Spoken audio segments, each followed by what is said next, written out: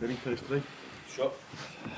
Arne, we'll start with squad news, please. There's quite a bit to get through as well. First of all, Alisson, how ready is he to return, and how careful have you got to be with him, given he's had these injuries before? We're careful with everyone, especially when it comes to muscle injuries. But he's back in training with the goalkeeper coach. He's not training with the team yet, but that is expected to be done soon. And then let's wait and see where he is in terms of match fitness. But he's getting better and better, but not ready to play Sunday.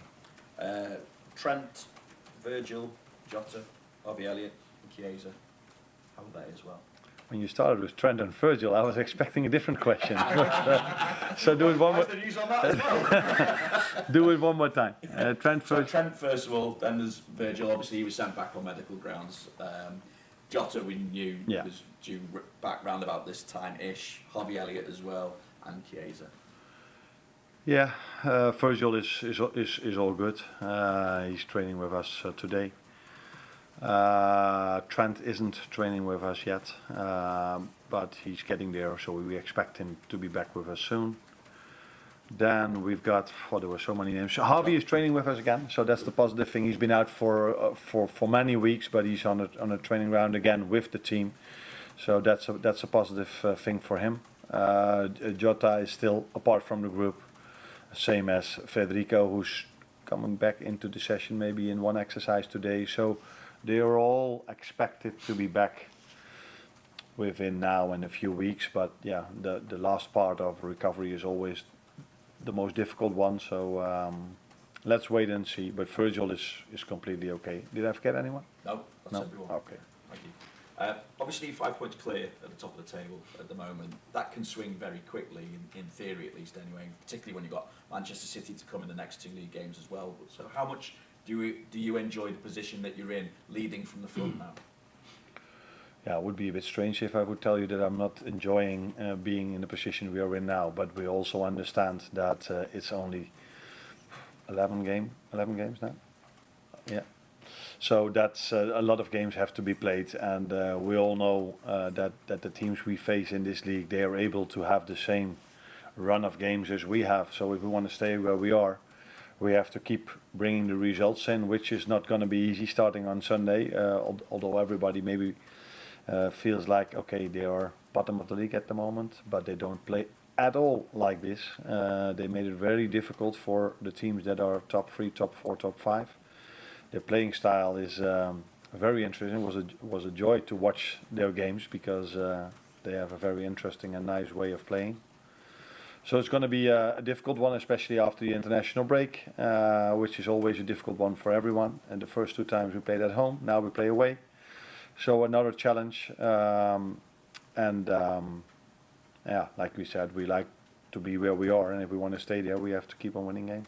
Can I just ask you as well how you view the long-term challenge now as well, now that we know that Pep Guardiola is going to be sticking around at Manchester City for another couple of years? Yeah, that's good news for City, first of all, and also good news for the league, because I think everybody wants to have the best managers possible around over here, the best players over here, and he's definitely one of the best managers, maybe the best manager of the league. So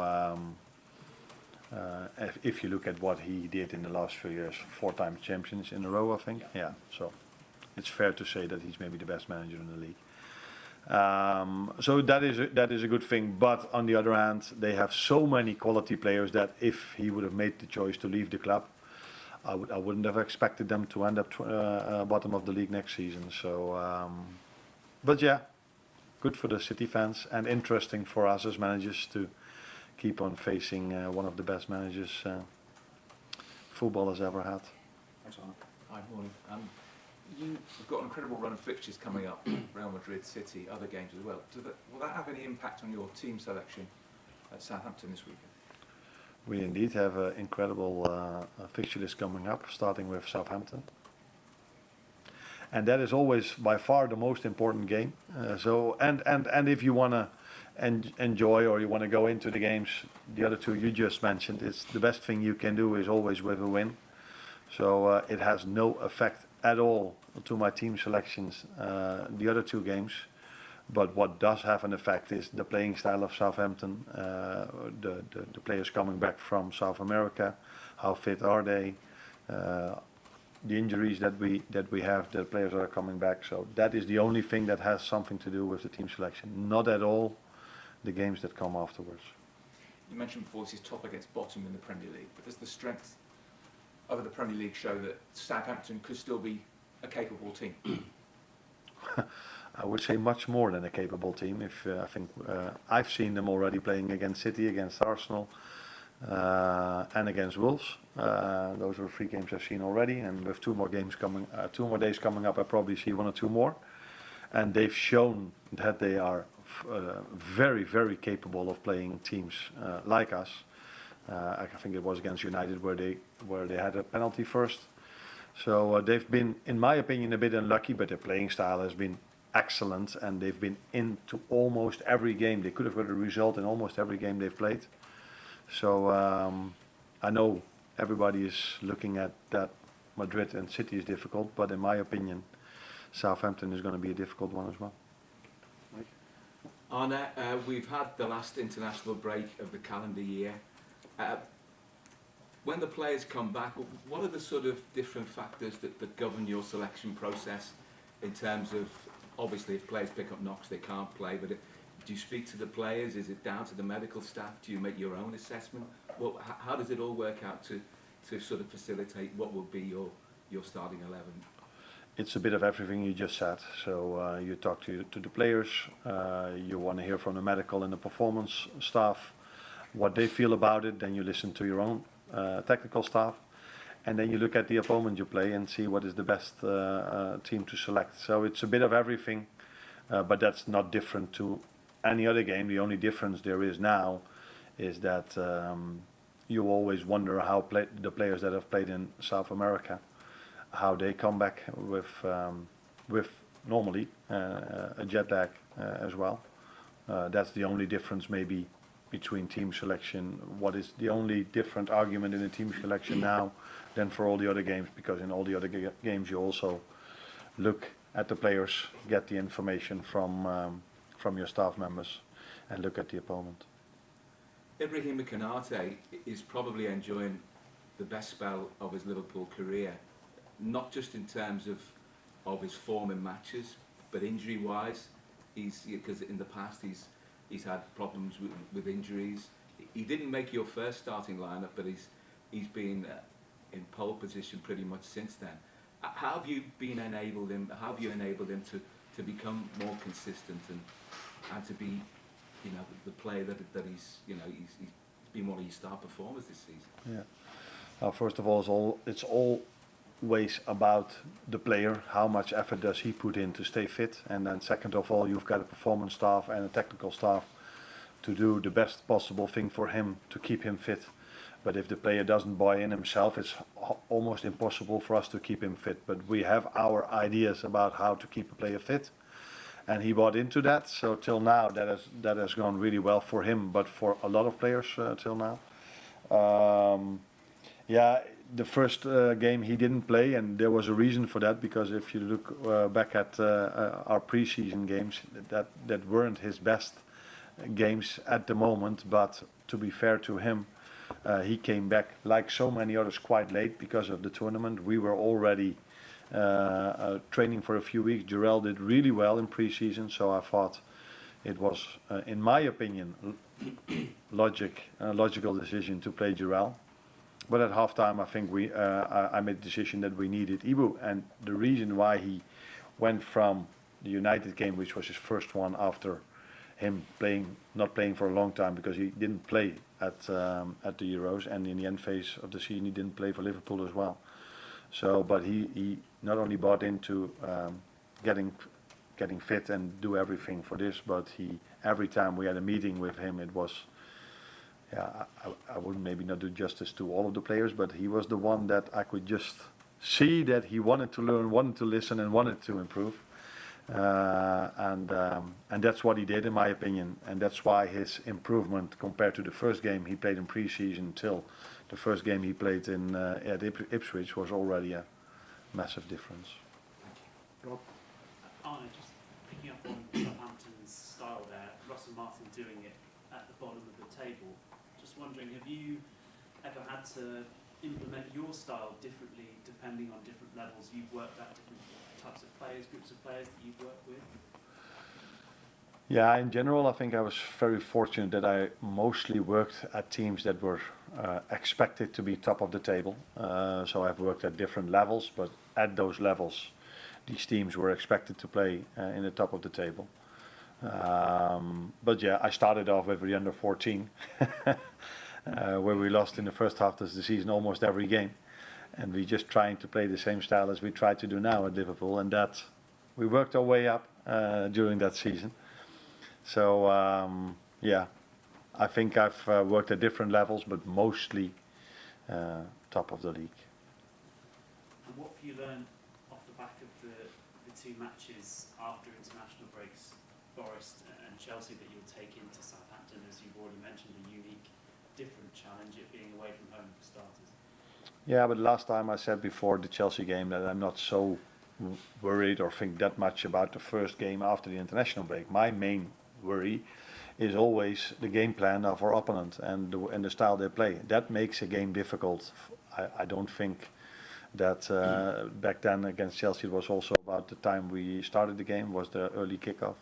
It's that can have a bit of influence on the game, but most influence always has our own game plan, our own intensity we play with compared to the team we face and their game plan, and that is always the biggest challenge there is.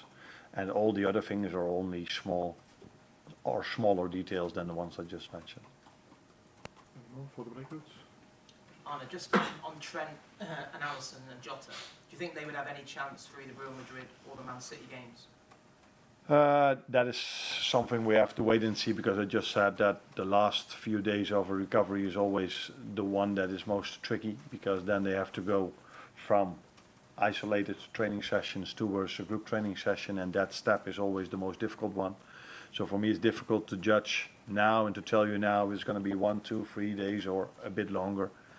So the only thing I can say is that with Alisson and with Jota, I don't expect them to be available for that game. With Trent, it's going to be in between. And just with Harvey, frustrating start to the season, his game time is limited, then he suffered the broken foot in his bone in his foot. How much of a boost is it to have him back around, especially with the schedule you've got in the next 6-7 weeks?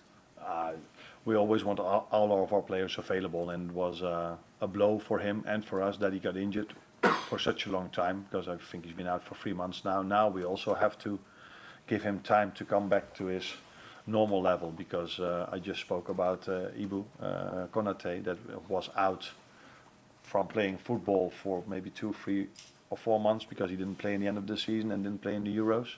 And then that, as a result of that, his first game against Man United in pre-season wasn't his best. That is something which is completely normal for a football player, and this is something we have to take in consideration with Harvey as well. Yes, he's training with us again, but that's different than being on the top of your game immediately again. So we have to give him time for this as well. But I'm very fortunate that he's back, especially with the amount of games that are coming up in the upcoming 2 or 3 or 4 months.